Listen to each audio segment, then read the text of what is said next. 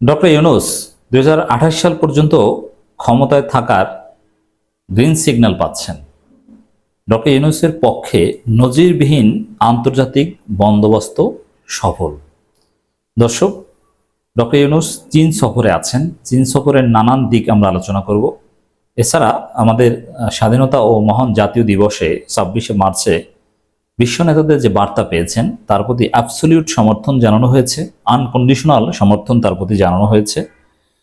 এখন কেউ তো আর বলবে না যে স্যার আপনি 2028 সাল পর্যন্ত ক্ষমতায় থাকুন। এটা বিশ্লেষণ করে আমাদের বের করতে হবে, বিভিন্ন টেকনিক্যাল টার্মের মাধ্যমে এটা বুঝতে হবে। একটা সহজ হিসাব দেখেন, যে সরকার ডিসেম্বরে নির্বাচন দিয়ে চলে যাবে সেই সরকারের প্রতি ইন্টারন্যাশনাল কমিউনিটির দীর্ঘমেয়াদী কোনো আগ্রহ থাকার কথা নয়। সেই সরকারের উপর আস্থা রেখে কেউ ইনভেস্ট করতে আসবে না, শুধু ডে টু ডে কিছু রুটিন সম্পর্ক রাখবে। এটাই তো ফরেন পলিসি আমরা যারা বুঝি। কিন্তু ডক্টর ইউনূসকে ওভাবে কেউ মূল্যায়ন করছে না। তার সাথে দীর্ঘমেয়াদী সম্পর্ক করতে আগ্রহী সারা পৃথিবী। মালয়েশিয়া, যুক্তরাষ্ট্র, চীন, রাশিয়াও গিয়েছেন চীনে, কিন্তু ওখানে বান কি মুন থেকে শুরু করে সারা বিশ্ব নেতাদের সাথে একের পর এক বৈঠক। অভূতপূর্ব সাড়া পাচ্ছেন প্রফেসর ইউনূস। তিনি নিজেও কল্পনা করেননি যে এত বেশি পরিমাণ রেসপন্স তিনি পাবেন, এত পরিচিতি তার। তো দর্শক, একটা খবর, এই খবরটার মধ্যে অনেক কিছু লুকায়িত আছে, আমাদেরকে এগুলোর এই মেসেজ বের করতে হবে।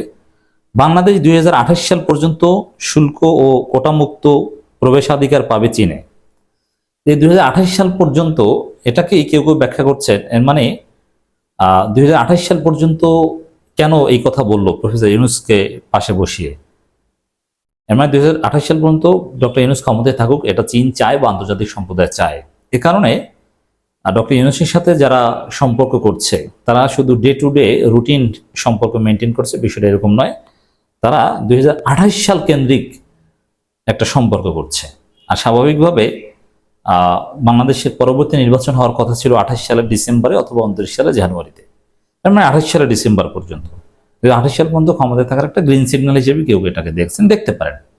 কারণ এই 2028 সাল পর্যন্ত না কবে, এটা ডক্টর ইউনূসের সাথে বলবেন কেন?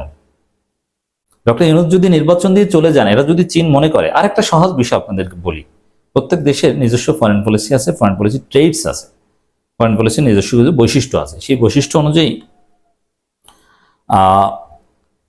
চীন গণতান্ত্রিক দেশ এটা আমরা বলি না। হ্যাঁ, আমরা স্বাধীন দেশ, যার সাথে সম্পর্ক করা প্রয়োজন আমরা করব, কিন্তু চীন যে গণতান্ত্রিক দেশ এটা আমরা বলি না। কিন্তু দর্শক, চীন যে টাইপের দেশ, তাতে ওই বিএনপি আওয়ামী লীগ টাইপের সরকারের সাথে ডিল করার চেয়ে ডক্টর ইউনূস টাইপের সরকারের সাথে ডিল করা সহজ। বরং পৃথিবীর বিভিন্ন দেশে, যেমন মিয়ানমারের জান্তা সরকারকে চীন প্যাট্রোনাইজ করে, এমনকি আফগানিস্তানেও করে। এর মানে যে সরকার ওইভাবে নির্বাচিত না, তাদের প্রতি চীনের এমনি একটা আকর্ষণ আছে। আমি এটাকে যৌক্তিক মনে করছি না, আমরা অবশ্যই নির্বাচনে বিশ্বাস করি, কিন্তু সুষ্ঠু নির্বাচনে ডক্টর ইউনূস সুষ্ঠু নির্বাচন দিবেন, এই জন্যই তিনি ক্ষমতায় থাকবেন। তারপরে সুষ্ঠু নির্বাচনের রাস্তা তৈরি করবেন। তো চীনের এমনিতেই এই বিষয়ে একটু সমস্যা আছে, যেটা বাস্তব, যে অনির্বাচিত সরকারের প্রতি বা তাদেরকে টাকা পয়সা দিয়ে বিভিন্নভাবে সুযোগ সুবিধা দিয়ে ক্ষমতায় টিকিয়ে রাখা, এটা তাদের একটা নীতির মধ্যেও পড়ে। একসময় যুক্তরাষ্ট্র পৃথিবীর বিভিন্ন দেশে মিলিটারি কু ঘটাতো গণতান্ত্রিক সরকারের বিরুদ্ধে। মানে আসলে গণতন্ত্র অমুক্ত এগুলো কিছু না, স্বার্থের জন্য যখন যেটা প্রয়োজন, এটাই ইন্টারন্যাশনাল পলিটিক্স। এখন যুক্তরাষ্ট্র মিলিটারি কুর বিরোধিতা করে, এখন চীন মিলিটারি কুর পক্ষে থাকে, অথবা এই ডক্টর ইউনূস টাইপের সরকারের পক্ষে থাকে। একসময় যুক্তরাষ্ট্র এই কাজটা করতো। তো দর্শক, তো এই চীনের যে চরিত্র, যে রাষ্ট্রীয় চরিত্র বা ফরেন পলিসির চরিত্র যেটা আমি বললাম, এটার সাথেও যদি আপনি মেলান, এই যে খবর যে বাংলাদেশ 2028 সাল পর্যন্ত শুল্ক ও কোটামুক্ত প্রবেশাধিকার পাবে চীনে, এর অর্থ 2028 সাল পর্যন্ত ডক্টর ইউনূসের সাথে আমরা ডিল করছি। আমরা ধরে নিচ্ছি যে 2028 সাল পর্যন্ত ডক্টর ইউনূস ক্ষমতায় থাকবেন। বুঝতে পারছেন, এটা একটা আন্তর্জাতিক বন্দোবস্ত। এবং পশ্চিমারা কেউ ডক্টর ইউনূসকে বলছে না যে নির্বাচন দিন বা গণতন্ত্রের উত্তরণ। ডক্টর ইউনূসের প্রতি পূর্ণ সমর্থন চারদিক থেকে।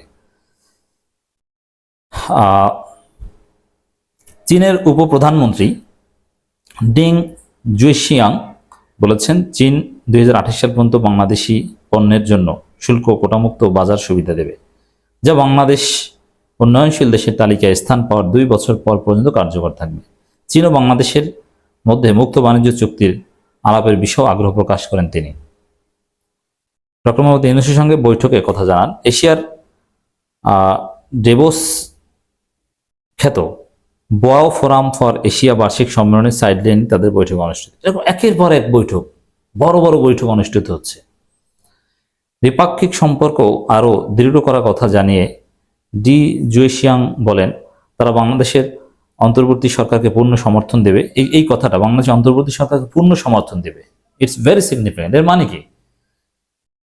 ডিসেম্বর নির্বাচন করে চলে যাও, তাহলে কি পূর্ণ সমর্থনের কথা বলা হতো না? 28 সাল পর্যন্ত রাখতে চায় বলে এই পূর্ণ সমর্থনের কথা বলা হচ্ছে। দুই দেশের কূটনৈতিক সম্পর্ক প্রতিষ্ঠার 50 বছর পূর্তি উপলক্ষে উভয় দেশের বিনিয়োগ, বাণিজ্য, সংস্কৃতি সম্পর্ক, জনগণের পারস্পরিক বিনিময় বাড়ানোতে সম্মত হয়েছে।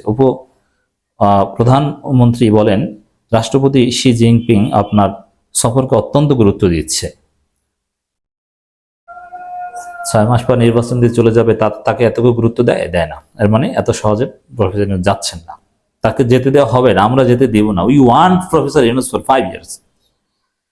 চীন আশা করে অধ্যাপক ইউনূসের নেতৃত্বে বাংলাদেশ আরো সমৃদ্ধ হবে। 6 মাস পর নির্বাচন দিয়ে চলে গেলে তার নেতৃত্বে সমৃদ্ধ হওয়ার সুযোগ থাকে। এর মানে 6 মাস পরে চলে যাবেন, এইটা চিন্তা করে কেউ কথা বলেন না। বুঝতে পারছেন? আমি লাইন বাই লাইন ধরে দেখাই। সবাই কথা বলে এমন ভাবে ডক্টর ইউনূস অনেকদিন ক্ষমতায় থাকবেন, এইভাবেই কথা বলে সবাই, আন্তর্জাতিক গোষ্ঠী। বৈঠকে বাংলাদেশের প্রধান উপদেষ্টা দেশের এক চীন নীতির প্রতি দৃঢ় প্রতিশ্রুতি পুনর্ব্যক্ত করেন এবং বলেন, বাংলাদেশ গর্বিত যে এটি দক্ষিণ এশিয়ার প্রথম দেশ হিসেবে চীনের বেল্ট অ্যান্ড রোড ইনিশিয়েটিভে যোগ দিচ্ছে। মংলা বন্দর আধুনিকায়ন ও দাশেরকান্দি পয়ঃনিষ্কাশন প্রকল্পে চীন অর্থায়ন করবে জানিয়ে চীনের উপপ্রধানমন্ত্রী বলেন, চীন গত বছর পর বাংলাদেশ থেকে আমদানির জন্য একটি প্রোটোকল সই করে। এই গ্রীষ্মে চীন আম রপ্তানি করবে, যা দুই দেশের মধ্যে বাণিজ্য ভারসাম্য আনতে সহায়তা করবে। এছাড়া রোহিঙ্গা সংকট সমাধানেও তারা গুরুত্বপূর্ণ ভূমিকা পালন করবে। তো দর্শক, একই সাথে আমাদের যে তিস্তা প্রজেক্ট, এই তিস্তা মেগা প্রজেক্ট নিয়ে এটা সরাসরি শি জিনপিং সাথে কথা হবে, এটা হয়তো আমাদের পরবর্তী আলোচনায় পাবেন। চীনের সহায়তার জন্য কৃতজ্ঞতা প্রকাশ করে প্রধান উপদেষ্টা বলেন, আজকের বৈঠক বাংলাদেশ চীন অংশীদারিত্বকে আরো গভীর করার আরেকটি মাইলফলক। আসুন আমরা একসঙ্গে কাজ করি, বন্ধুত্ব, সহযোগিতা, অংশীদারিত্বের এক নতুন যুগের সূচনা করি এবং আমাদের কৌশলগত সম্পর্ককে আরো শক্তিশালী করি। যাই হোক দর্শক, এভাবে একের পর এক সুখবর, একের পর এক সুযোগ সুবিধার খবর আমরা পাচ্ছি। ইনভেস্টমেন্ট হবে, প্রধান উপদেষ্টার প্রতি নানানভাবে গ্রিন সিগন্যাল আমরা পাচ্ছি, পূর্ণ সমর্থনের খবর আমরা পাচ্ছি চীন থেকে। দর্শক, উই ওয়ান্ট প্রফেসর ইউনূস যে তিনি 2028-29 সাল পর্যন্ত ক্ষমতায় থাকুক।